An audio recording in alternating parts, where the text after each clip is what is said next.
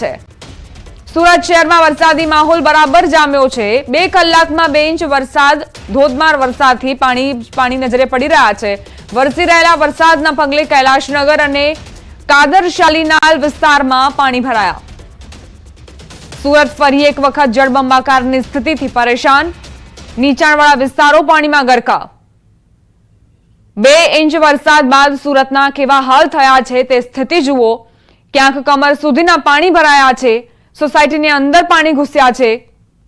ઘર બકરી પણ ફરી એક વખત નુકસાનની સમસ્યાથી ઝઝૂમી રહી છે, કારણ કે આ પહેલા પણ સુરતમાં ખાડીપુરના કારણે લોકો પરેશાન થયા હતા। ઘર વખરી પાણીમાં પલળી હતી। વધુ એક વખત એ જ પ્રમાણેની સ્થિતિ। સામાન્ય વરસાદ વરસ્યો છે, માત્ર 2 કલાકમાં 2 ઇંચ વરસાદ ખાબક્યો, ત્યારબાદ આ દુર્દશા થઈ છે સુરતના રસ્તાઓની, સુરતમાં સોસાયટીઓની। સુરત શહેરમાં ફરી ધોધમાર વરસાદની એન્ટ્રી, મહાનગરપાલિકાની પોલ ખુલી। 2 કલાકમાં 2 ઇંચ વરસાદ શું ખાબક્યો? કૈલાશનગર ખાતે વરસાદી પાણી ભરાયા, અનેક વાહનો પાણીમાં ગરકાવ થયા। કૈલાશનગરમાં ઘૂંટણસમાં પાણી ભરાયા। સંપૂર્ણ રસ્તા પર વરસાદી પાણીનું સામ્રાજ્ય જોવા મળી રહ્યું છે। અનેક વાહનો પાણીના કારણે બંધ થયા।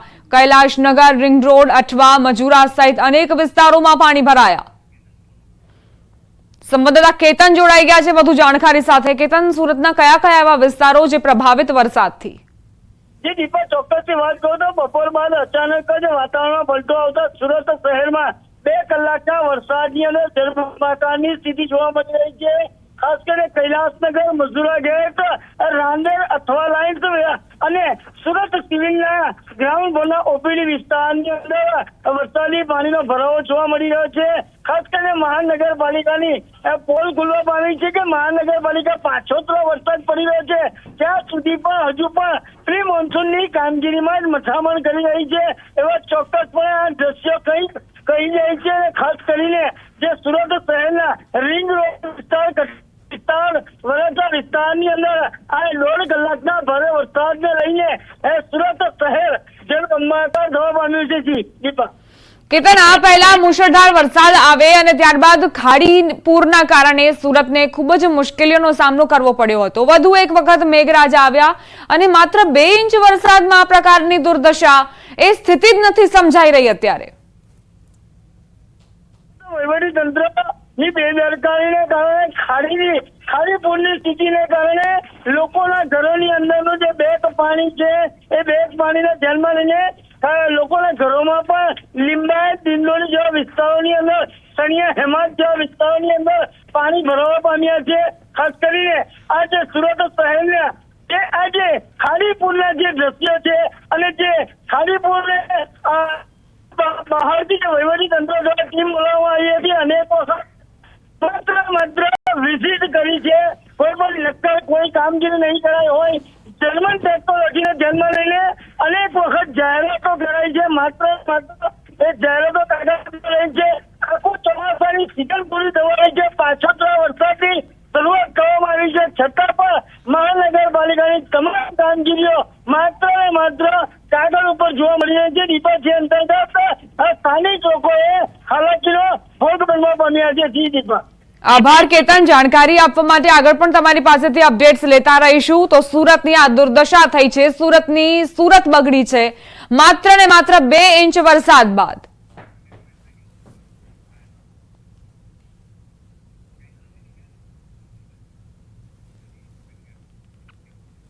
ભરૂચથી સમાચાર। ભરૂચ ખાતે ગણતરીના સમય દરમિયાન વરસાદ પડતા સેવાશ્રમ વિસ્તારમાં પાણી ભરાયા હતા। પાણી ભરાતા રાહદારીઓને હાલાકીનો સામનો કરવો પડ્યો।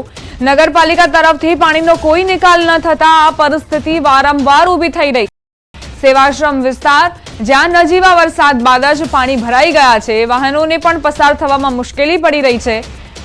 ટૂંક સમયના વરસાદમાં જ આ દુર્દશા થઈ છે। સેવાશ્રમ વિસ્તાર જે પાણીના કારણે જ અહીંથી પસાર થતા વાહન ચાલકોને ખૂબ જ પરેશાનીનો સામનો કરવો પડ્યો। હજુ સુધી પાણી ઓસરી નથી રહ્યા। નગરપાલિકા તરફથી પાણીનો કોઈ નિકાલ ન થતા આ પ્રકારની સ્થિતિનું નિર્માણ થયું છે। અહીં જો વાહન ચાલકનું સંતુલન તે ગુમાવી બેસે તો તેને અકસ્માતનો ભોગ પણ બનવું પડે, પરંતુ તેનાથી પ્રશાસનને કોઈ જ ફેર નહીં પડે। તે કાગળ પર એ દર્શાવી દેશે કે કરોડોના ખર્ચે પ્રી મોન્સૂન કામગીરી અમે કરી છે, હકીકત અને વાસ્તવિકતા શું છે તે આપની ટેલિવિઝન સ્ક્રીન પર છે। ન્યૂઝ 18 ગુજરાતીની સ્ક્રીન પર આપ જોઈ રહ્યા છો ભરૂચના સેવાશ્રમ વિસ્તારની આ પરિસ્થિતિ, આ દુર્દશા।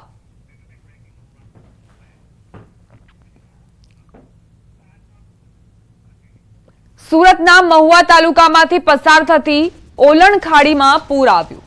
ભગવાનપુરા કોઝવે પાણીમાં ગરકાવ થયો। ઉપરવાસના તાપી જિલ્લામાં ગત રાત્રિએ ધોધમાર વરસાદના પગલે મહુવા તાલુકામાંથી પસાર થતી ઓલણ ખાડીમાં પૂરની સ્થિતિ સર્જાઈ હતી, જેના પગલે ભગવાનપુરાથી સાંબાને જોડતો લો લેવલ કોઝવે પાણીમાં ગરકાવ થયો, જ્યારે સાંબા તરફથી નદી કિનારાના પટનું ધોવાણ થઈ ગયું છે।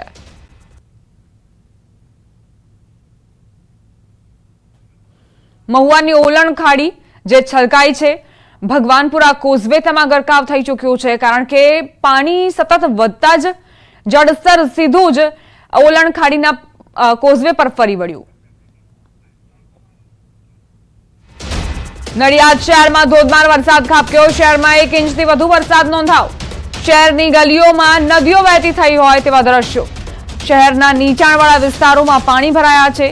નડિયાદ શહેર સહિત ખેડા જિલ્લાના ગ્રામ્ય વિસ્તારો પણ પ્રભાવિત। વરસાદી ઝાપટા અનેક વિસ્તારોમાં ખાબક્યા।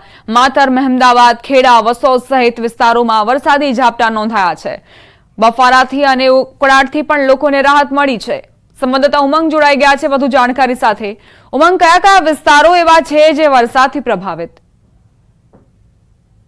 તો જે પ્રકારે ગઈકાલ રાતથી જ ખેડા જિલ્લાના હવામાનમાં પલટો આવ્યો છે। મોડી રાત્રે 2 થી 2 વાગ્યાથી માતર સહિતના વિસ્તારોમાં ધોધમાર વરસાદ પડ્યો, ત્યારે આજે સમગ્ર દિવસ દરમિયાન વરસાદ બંધ રહ્યો હતો, પરંતુ બપોર બાદ નડિયાદ શહેર સહિત મહેમદાવાદ, માતર, વસો સહિતના વિસ્તારોમાં ધોધમાર વરસાદ પડ્યો હતો।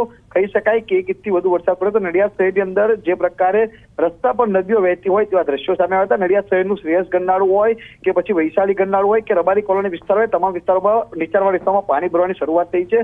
કહી શકાય કે વરસાદથી એક બાજુ ખેડૂતો ચિંતિત છે અને એક બાજુ ખેડૂતોમાં ખુશ છે, કારણ કે જે ડાંગરના ખેડૂતો છે તેની અંદર પાણી ભરેલા જો ઓસરા નથી, ત્યારે વરસાદ જો 20 દિવસ બાદ ફરું ચાલુ થયો છે ત્યારે ખેડૂતોમાં ચિંતા છે। અને જે તમાકુની ખેતી કરતા જે ખેડૂતો છે તેમને ક્યાંક ને ક્યાંક વરસાદી પાણીની જરૂર છે, તેમાં ખુશી જોવા મળી રહી છે, પરંતુ હાલમાં વરસાદે વિરામ લીધો છે।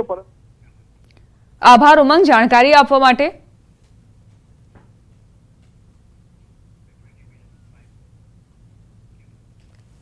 ખેડા જિલ્લામાં વરસાદી માહોલ છવાયો। માતર, મહેમદાવાદ, નડિયાદ સહિતના ગ્રામ્ય વિસ્તારો પણ પ્રભાવિત નજરે પડ્યા।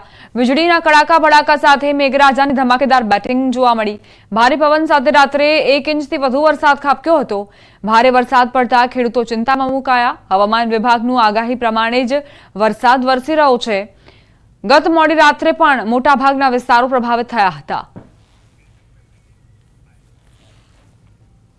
આણંદના અકલાવના ઉમેઠા ગામમાંથી પસાર થતી મહીસાગર નદીમાં એકાએક પાણી છોડવામાં આવતા 11 લોકો અને